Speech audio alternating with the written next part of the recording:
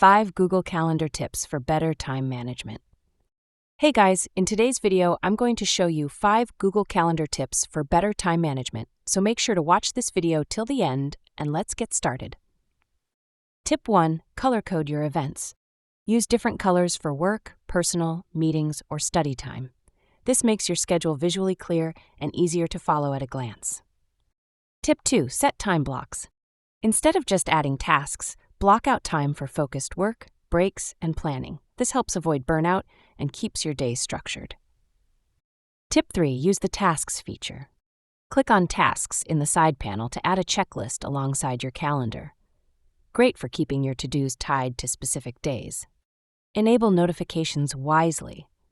Set event reminders 10 to 30 minutes before important tasks. This keeps you on track without overwhelming you with alerts. Tip 5. Share your calendar. If you work in a team or have study partners, share your calendar to sync schedules and plan meetups without back-and-forth messages. That's all for the video. With just a few smart tweaks, Google Calendar can help you take control of your time and boost your productivity.